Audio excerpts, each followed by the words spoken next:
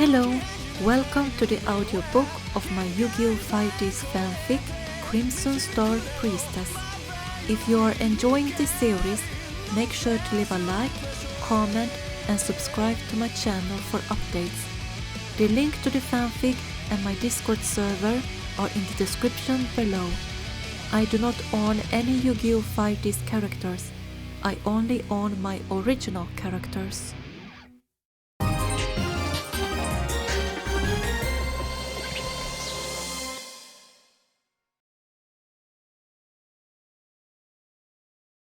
The roads were slippery now that the snow was melting in the beginning of February, so I made sure to pay attention on my steps.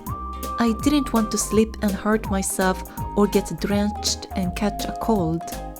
I was on my way to the Fountain Plaza after I dropped by a workshop where I knew I could find my cousin Blaze. He was a reporter like myself, but truthfully, he spent more time in the repair garage where his boyfriend Aeon worked, together with his childhood friend Kaios, fixing door runners. Since Blaze and I were both reporters, we often exchanged information if we came across a juicy scoop. I invited Estelle over because of this little secret project Kaios and Aeon were working on, Willy Breakers. Those were like go-karts, but they functioned like door runners and were only for kids around the Leo and Luna's age. I thought I could help the guys out if I introduced someone who had many connections so they could get a sponsor to complete the project. Esther fell into a long discussion with Kaios and Aeon about the breakers, so I decided to leave the garage after I said bye to them and my cousin. I was getting close to my deadline for the current article I was working on, so I needed to gather more information. Perhaps Jack could help me out if I found him. Lucky me, I spotted Jack having a drink outside of Café La Jean. My lips turned into a big smile as I rushed straight to him. Jack! He hummed in delight while he smelled his cup of coffee. Carly, it's been a while. Yes, I've been busy lately, I explained. I'm working on a new assignment. It's an article about the Dual Shrine. Jack arched a confused brow. Dual Shrine? You don't know about it, Jack? I was surprised that he wasn't aware of it. It's actually located around these parts. Rumor says that it grants miracles. People leave money and ask for wishes. I showed him some pictures I took of the shrine. It was always kept clean and had fresh flowers every single day. Some were saying a fairy from heaven watched over the shrine so nobody could destroy it and anger the fairy goddess. How stupid, Jack snorted at the picture. It's like wasting your coins in a wishing well. Jack! Crow stomped toward our table with an angry face, dressed in his work jacket. Hey Crow, Jack greeted him, not bothered by the tone his friend had used. Did you finish your deliveries? Yeah, a long time ago. Crow sat down by the table, the frown still on his face. Hello Crow, I greeted him just to be polite. He responded with a quick snort which irritated me. He could have greeted nicely instead with a frustrated tongue. Then you should have some coffee, Jack told him. Blue Ice Mountain has rich flavor. Blue Ice Mountain? Crow threw a quick glance at Jack's bill and his eyes widened in shock at the amount. 3,000 yen? It's now a great word. Jack hummed like he was in his own world. Even in downtown, I can drink coffee with rich aroma. Crow now really got angry and threw his hands on the table. The force nearly knocked down Jack's cup and spilled a few drops. Even I jumped by the sudden aggression. Eee! What was that for? What are you doing? Jack scolded Crow and quickly grabbed his cup in case his friend was going to hit the table again. What am I doing? Are you serious about entering the World Racing Grand Prix? Not this again, Jack sighed tiredly. Of course I do. You don't need to ask.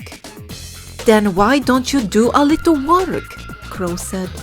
Buying a single part costs money.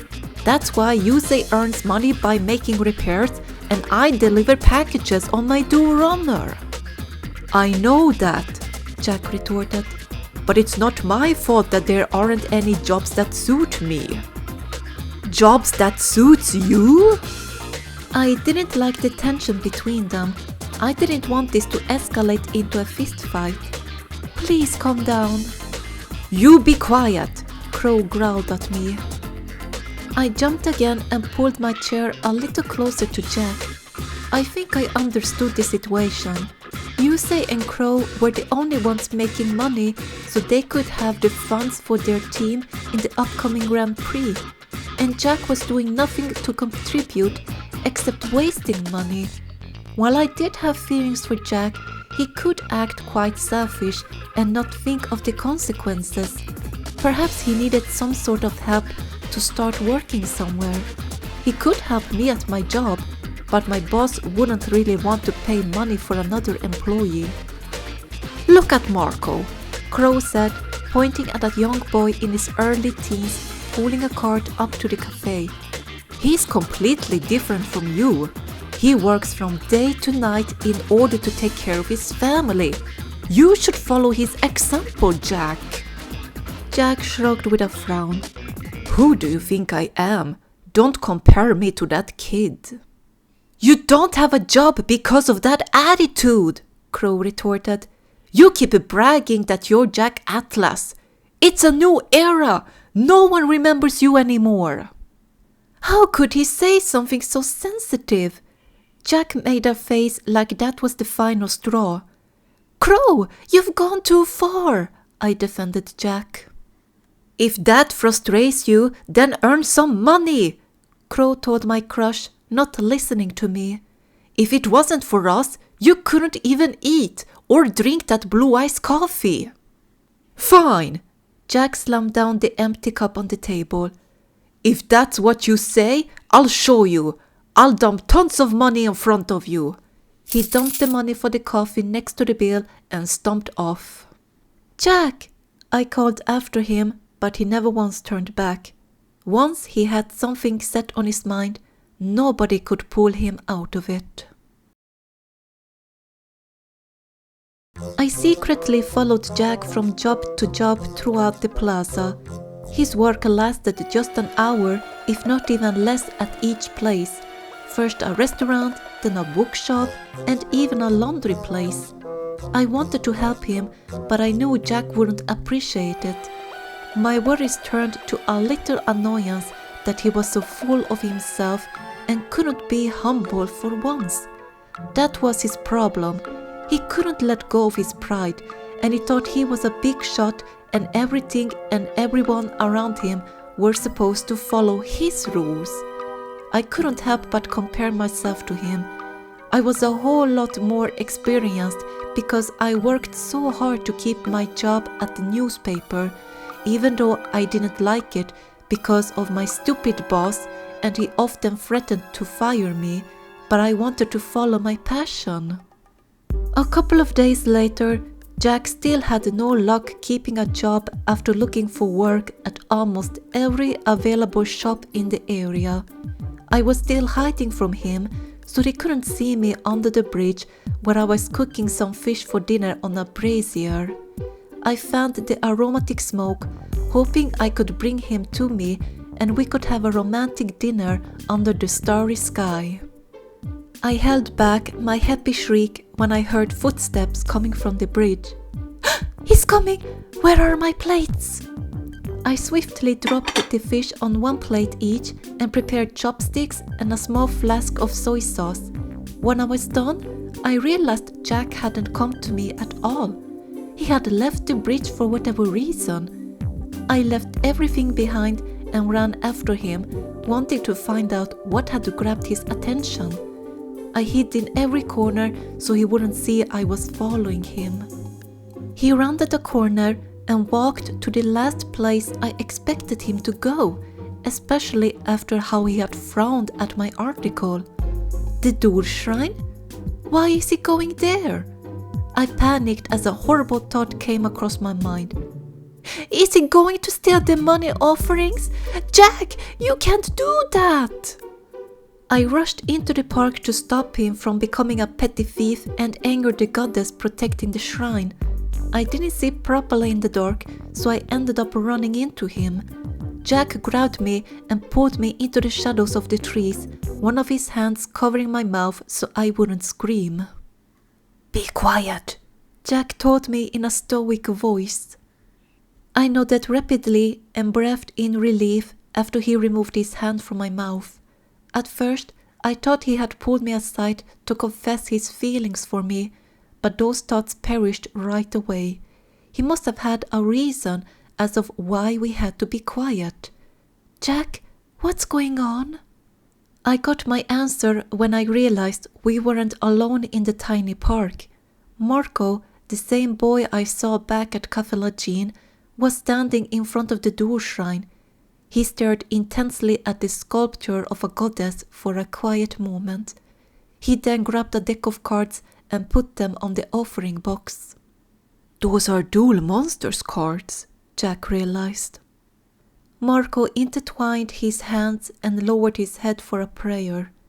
Please, goddess of the Duel Shrine, I don't have any money, but please defeat Don Piero with my deck. Don Piero? I gasped. Do you know him? Jack asked. I nodded and adjusted my glasses, trying to hide the fact that I was getting a bad taste in my mouth. He's an illegal moneylender who preys on the poor.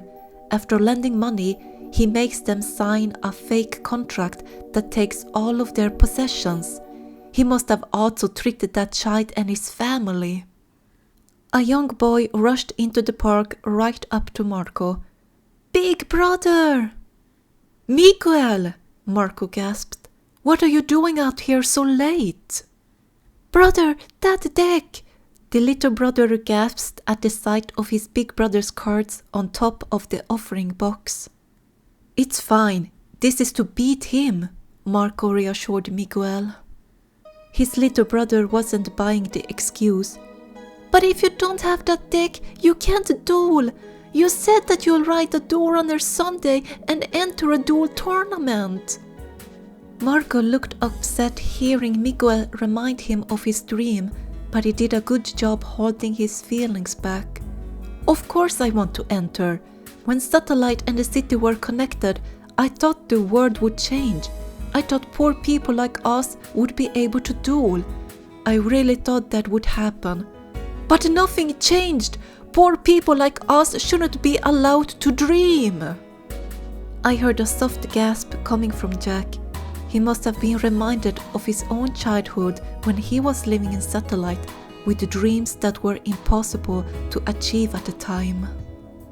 Big brother, Miguel whimpered worriedly. Marco shook his head after he quickly calmed down. It's okay. Let's go, Miguel. Let's not make Mom worry. The brothers left the park, never once seeing us. As soon as the coast was clear, we stepped out from the shadows and watched their backs to make sure they safely left the alleyway. I was boiling in anger by the fact how Don Piero dared to threaten children for his own greed. I'll never forgive Don Piero for ripping off those kids and their mother. Those Don Piero duel? Jack asked out of nowhere. His glare was intense, but it also showed a determination I had seen before. Jack, are you going to? I'm going to, he replied, his voice turning deeper by the anger he held back. He walked to the door shrine and didn't hesitate to take Marco's deck. If you take that, the door shrine goddess will curse you, I warned him.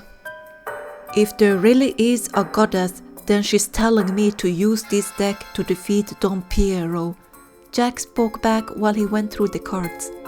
He's going to regret looking down on cheap cards. Don Piero and his men were having a pleasant time mocking victims they had leeched off with the help of their fake contracts they had forced poor people to sign without reading the fine print. The happy mode changed when the door to the office was kicked open by Jack, who barged in like he owned the place. "Who are you?" one of the peers growled, ready to beat the intruder into a pulp. Jack scanned the room and found his target sitting by a desk dressed like a mob boss compared to the 3 other men who clearly were simple delinquents. "You must be Don Piero." "Oh my, why is someone as important as Jack Atlas visiting me?" Don Piero asked, not bothered by the blonde intruder. "Jack Atlas? Who is that?" one of the thugs wondered. He genuinely didn't recognize the former champion. "Who knows?" his friend shrugged. Jack held back his angry tongue. As much as he wanted to lash out at those idiots for not knowing who he was, he had to maintain his ego. After all, tonight he was on a mission for the sake of others. "If you need money, I'll lend you as much as you need." Don Piero tried using his classic tactics of luring his prey. "Of course, you can pay me back once you have the money to do so."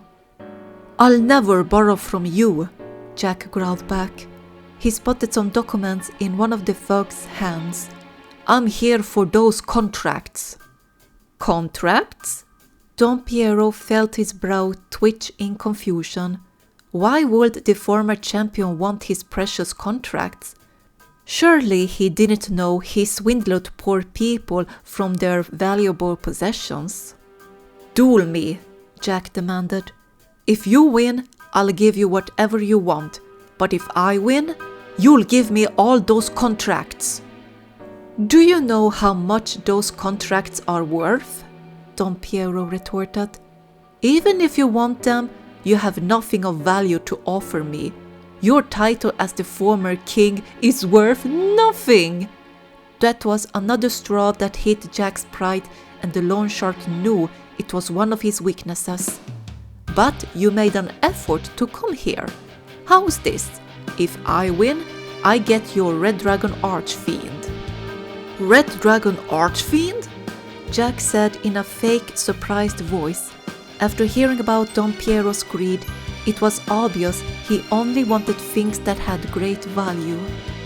"And your Phoenix Whirlwind," Don Piero added said do-runner to the bet. "If you're fine with that, I accept your challenge." As much as his heart wanted to say no to the conditions, Jack's brain reminded him of the trap he had set up for his opponent. "Fine." The thugs stuffed all the contracts in a bag under Jack's supervised eyes. He made sure they brocked every single document and didn't leave 1 or 2 behind. Don Piero grabbed his golden dual disc and followed Jack out to an empty parking lot. The duelists checked their decks one final time, just as Yusei and Crow randomly stumbled upon the scene. "Jack!" Crow called as he and Yusei rushed to the tall blonde. Jack was surprised to see his foster brothers since he hadn't called them. Then again, he was out late at night, so they must have been looking for him. "Hi guys." "Why are you dueling at this time of hour?" Yusei wondered. He didn't recognize Don Piero and his fellow criminals who casually waited for the duel to begin. "What's going on? I don't want to come here."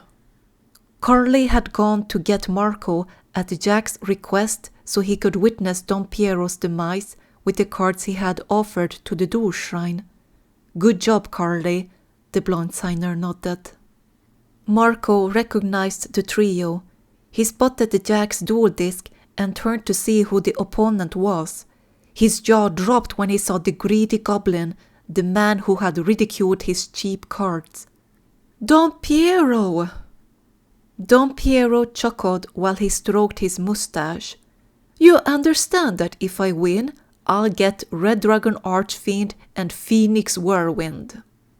Yusei, Crow and Marco gasped in pure shock when they heard what was at stake on Jack's side if he were to lose the duel. "Jack Atlas never goes back on his word," the blonde yelled back. "What's going on?"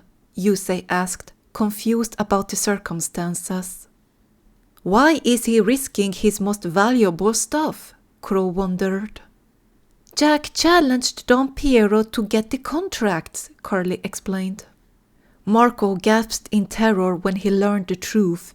Jack was willing to give up his Dual Runner and Ace Monster because of the contracts so many of his neighbors and his mother were tricked to sign when they lent money from Don Piero. "You can't do this, Jack! You can't risk something so important for me!" "It's not for you!" Jack yelled back. "I'm battling for people who pursue their dreams!" Marco flinched back by the harsh voice, but then he remembered how he had given up on his dream by the moment he offered his cards to the goddess of the Dual Shrine. The truth was, he never wanted to give up on his cards, but he had no other choice but to protect his family. Jack and Don Piero activated their duel discs and commenced the duel. Duel! "Jack, do your best!" Carly cheered. "I go first," Don Piero insisted. "I draw. I activate Upstart Goblin. I get to draw a card from my deck and you gain 1000 life points." A shower of cash rained upon Jack while his life points went up by Don Piero's generosity. "He's giving him 1000 life points?" Carly said in disbelief. "I trust Jack, so I'll lend him as many life points as he wants," Don Piero chuckled. "Don't be fooled," Marco yelled to Jack. "He acts nice to get close." "Don't worry," the blonde signer replied. "Just be quiet and watch." "I summon Scrounging Goblin." Don Piero continued his turn, summoning a green goblin dressed like a poor monster to trick people to give it money. "Next, I activate Gravekeeper's Servant. As long as this card is on the field, if you ever want to declare an attack, you must pay for it by sending one card from the top of your deck to the graveyard. And to make things even, I activate another continuous spell, Toll. Now, not only do you have to send a card to the graveyard, but each player must pay 500 life points to declare an attack." "He's going to squeeze Jack dry at this rate," Crow gasped. "I set 3 cards and end my turn." Don Piero finished his turn by setting the last cards in his hand. "Now, please pay back the life points that I lent you." "I don't recall borrowing anything from you," Jack snarled back and reached for his deck. "My turn. I summon Shining Friendship." A fluffy green ball chirped as it flew out from a gate with its yellow wings.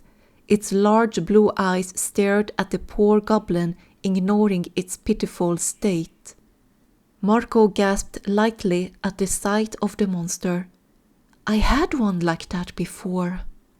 "So you're not going to pay me back?" Don Piero clicked his tongue. "Then I have no other choice but to activate my continuous trap, Tool Hike. Now each player must discard a card from their hand to declare an attack." Jack gritted his teeth. He had figured out part of Don Piero's strategy. If he couldn't get the life points back he gave to his opponent, then he was going to squeeze him dry by forcing him to discard cards if he chose to attack. "What will you do now, former champion?" Don Piero taunted the signer. "Your petty Shining Friendship has 300 more attack points than my goblin, so you can choose to attack him as long as you pay by sending cards from your hand and deck, and pay back some of the life points I gave you." "Jack, if you don't discard cards and quickly pay off the loan, you're going to lose," Marco yelled. "I never asked for this unfair loan, so so I won't pay it back in any shape or form, Jack snarled back at the loan shark. I set one card and end my turn. So you refuse to pay no matter what? Don Piero chuckled amusingly. I guess I'll have to come to collect. My turn, draw. I'll play Pot of Greed to draw 2 more cards. His face cracked into a laugh like he had already won the duel. Like I told you, I'm coming to collect your life points. Try that, Jack taunted the adult. I activate a trap I'm sure you're familiar with, Jack Atlas. Nightmare Archfiends. I tribute my scrounging goblin to special summon 3 Nightmare Archfiend tokens to your side of the field in attack mode. The goblin opened its jar and released 3 tokens that landed on Jack's side. They waved their thanks to scrounging goblin before it disappeared from the field. What is he doing? Carly wondered. I've raised your interest, so you should pay me back twice as much as I've given you, if not even more, Don Piero chuckled. Now I'm going to even the field by playing Scapegoat. I special summon 4 sheep tokens to my field in defense mode with the cost of not being able to summon other monsters for the rest of this turn. 4 sheep with different colored wool popped up on Don Piero's field one by one. They stayed silent and kept their eyes closed like they were in the middle of a nap. More tokens? What are they for? Crow arched an eyebrow. I activate my other trap now that tokens have been special summoned. Token Feast Evil, Don Piero called out. Every token on the field is destroyed and you take 300 points of damage for each one. And you know very well that when a Nightmare Archfiend token is destroyed, the controller takes 800 points of damage. So there are 7 tokens, which is 2100, and then 3 times 800 is 2400. Carly counted in her head before she realized how much damage Jack was about to take in total. 21 plus 24 is 4500! One by one, the sheep tokens were destroyed. The remnants were blown to the imp tokens on Jack's field, piercing them through their bodies. The tokens had no other choice but to self-destruct. Jack shielded his face and withstood the solid vision effect while taking massive damage to his life points. Jack! Marco screamed in terror, seeing how much effect damage Don Piero managed to inflict by bypassing his own continuous spell and trap cards. How does it feel to be punished by my token combo? Don Piero smirked. You're surviving on just 500 life points, so if you choose to attack me on your next turn, you will automatically lose. I set a monster and end my turn. You're already bankrupt. Soon, Red Dragon Archfiend and Phoenix Whirlwind will belong to me. Ha ha ha ha ha! Please, Jack, Marco yelled. Forfeit the duel. You can't win this. I refuse to forfeit, Jack snarled back. I won't give up just because I'm locked in a corner. If I have to pay back in some way, then I must get rid of what led me into this in the first place. My turn. Crow held back a grin when he saw the determined gleam in Jack's eyes. Did you see that, Yusei? I sure did. I play Diane Quito, the Cure Master, to regain 1000 life points, Jack yelled. A holographic image of a woman with green hair appeared above him and blessed him with her holy power, restoring his life points so he was no longer in the danger zone. I had that card too, Marco mumbled confusedly. Don Piero chuckled at Jack's attempt on staying alive. What will that help you? You will just give me more back on my next turn. Jack ignored him and proceeded with the duel. I now play Grace for Charity. I draw 3 cards and discard 2 from my hand. That card too. Marco rubbed his head, feeling overwhelmed and confused. What's going on? Carly decided to finally tell the truth to the confused teen. Jack is dueling Don Piero with your deck, Marco. My deck? Marco exclaimed in disbelief. The one that I offered to the Door Shrine? It's time to even the score, Don Piero, Jack yelled. I activate my trap, Fairy Wind. It destroys every face-up spell and trap card on the field, and we both take 300 points of damage for each card destroyed. What? Don Piero's eyes went as wide as plates. Even my cards? A powerful wind blew across the parking lot with shiny particles. Don Piero's cards were ripped apart by the current and inflicted damage to both duelists as the dust tickled their eyes. Now Jack doesn't have to pay a single thing to attack, Yusei said in relief. Go, Jack, go! Carly cheered and eagerly pumped her fists. I release Shining Friendship to tribute summon Therese, Goddess of Light, Jack shouted. Shining Friendship transformed into a rainbow orb before it shape-shifted into the summoned goddess. She emitted a gentle light that shone upon Jack's side and his friends, like she was giving them her blessing for staying positive. That goddess of yours is not strong enough to defeat me, Don Piero snorted after he recovered from the shock. Besides, my face-down monster will keep me safe and give me back the life points I gave you before. I play Shield Crush, Jack shouted back. Your face-down monster is destroyed. What? No! A massive green beam of light was fired from Jack's activated spell card and struck Don Piero's face-down card. The loan shark shrieked in panic as his face-down needle ball was destroyed, with its effect unable to activate at this type of destruction. Now I increase Therese attack points with equip cards. Jack continued activating more spell cards. I equip Silver Bow and Arrow and Elf's Light to Therese.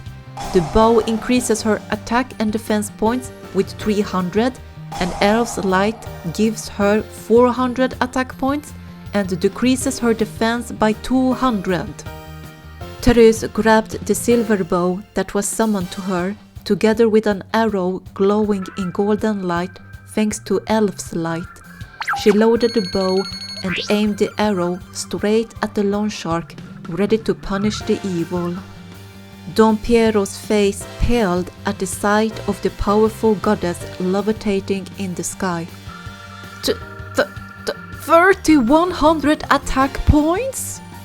This is the Door Shrine Goddess's divine punishment, Jack exclaimed determinedly. Therese, Goddess of Light, attack Don Piero directly.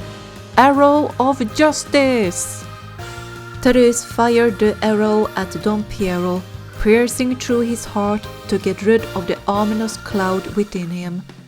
His men screamed in terror when their boss fell to his demise, even though he was still very much alive. He did it! Jack won with your deck, Marco!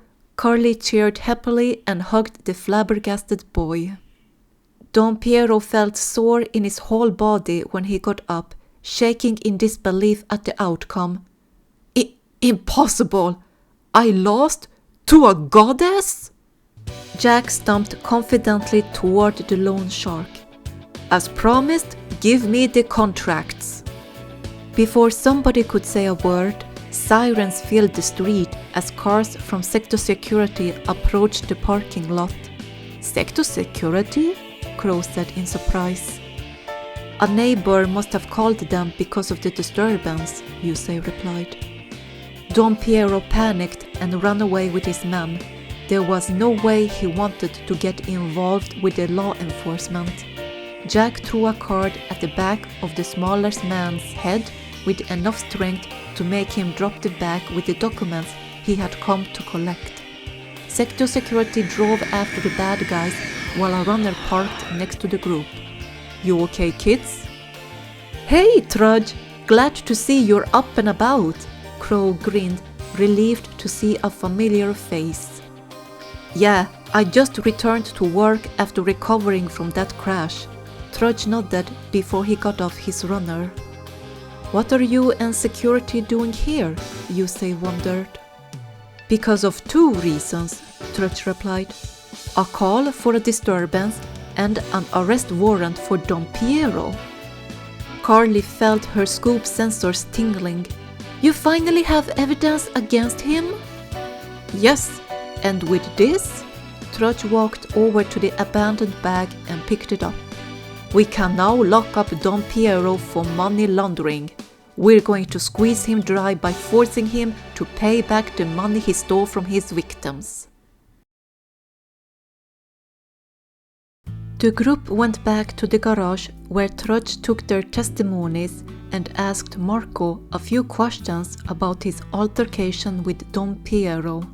He told the teenager to tell his neighbors who were victims of the loan shark to come forward so they could gather more evidence against him. The officer excused himself once he got enough information and left with the bag stuffed with the fake contracts.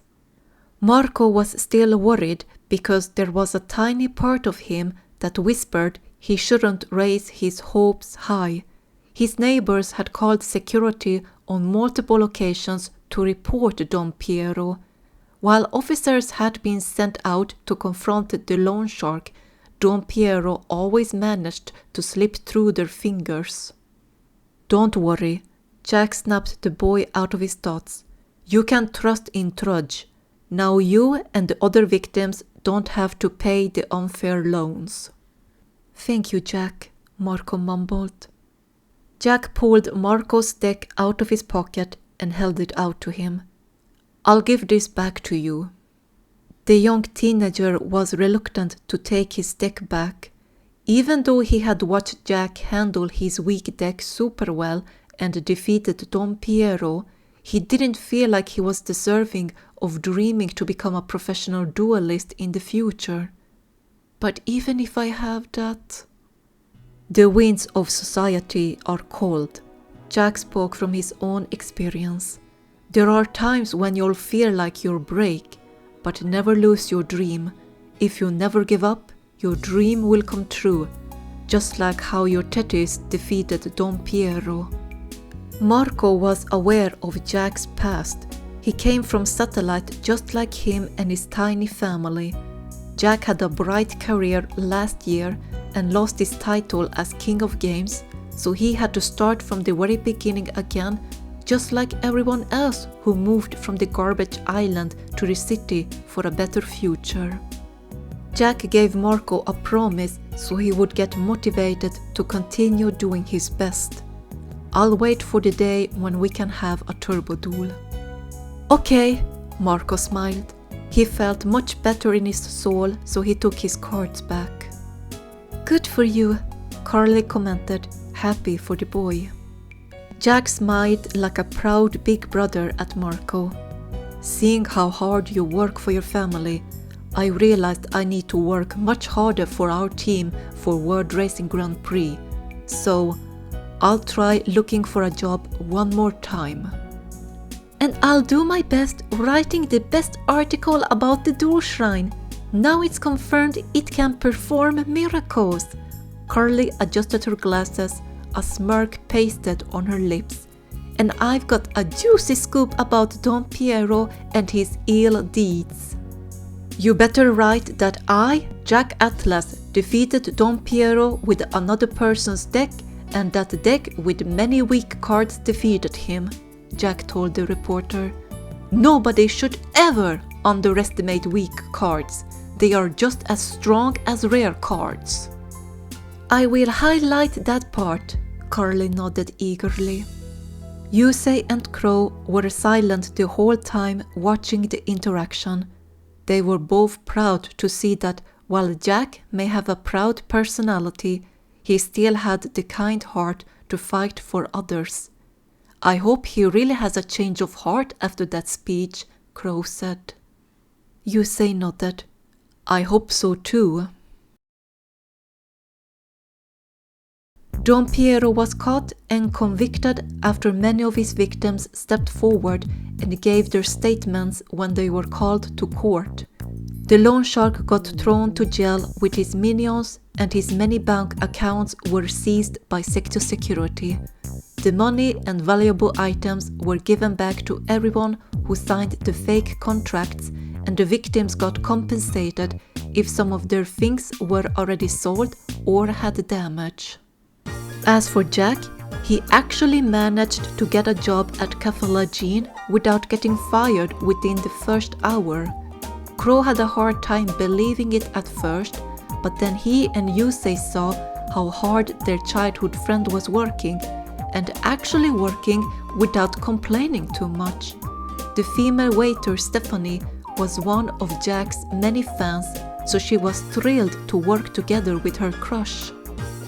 Another fuel that kept Jack going was his old fans who still admired him after he lost at the Fortune Cup. The cafe was full of female customers almost every day when word spread about him working as a waiter.